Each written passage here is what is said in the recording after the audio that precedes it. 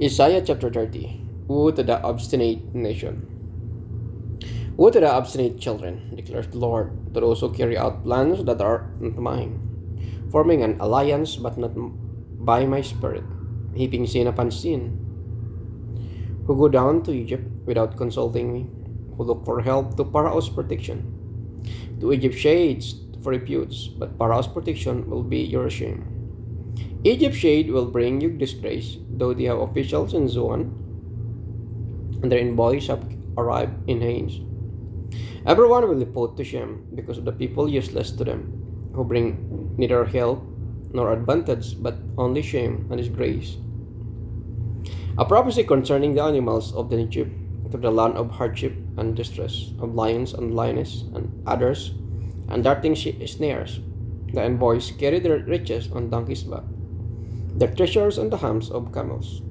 To that unprofitable nation, to Egypt, whose help is utterly useless. Therefore I call her Rahab, that do nothing. Rahab, that do nothing. Go now, write it on a tablet for them, inscribe it on a scroll, that for the days to come it may be an everlasting witness for this is the rebellious people, deceitful children, children unwilling to listen to the Lord's instruction. Say to the seers, see no more visions, and to the prophets, give us no more vision of what is right. Tell us pleasant things, prophecy illusions, live this way, get off this path, and stop confronting us, the Holy One of Israel. Therefore, this is what the Holy One of Israel says.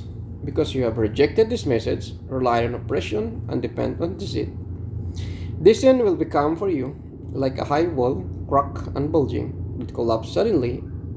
In an instant, it will break in pieces like pottery, shattered mercilessly. But among its pieces, not a fragment will be found, for lacking coals from the hearth, or scooping water out of a cistern. This is what the sovereign Lord, the Holy One of Israel, says. And repentance and rest is your salvation, and quietness and trust is your strength. But you would have none of it. You said, no, we will flee on horses. Therefore you will flee. You said, we will ride off on swift horses. Therefore your pursuers will be swift. 1,000 will flee on the tread of one. At the tread of 5 you will all flee away. Till you are left like a flagstaff on a mountain top, like a banner on a hill. Yet the Lord longs to be gracious to you. Therefore he will rise up to show you compassion, for the Lord is God of justice. Blessed are all who wait for him. People of Zion who live in Jerusalem, you will weep no more. How gracious he will be when you cry for help. As soon as he hears, he will answer you. Although the Lord gives you the bread of adversity and the water of affliction, your teachers will be hidden no more. With your own eyes you will see them.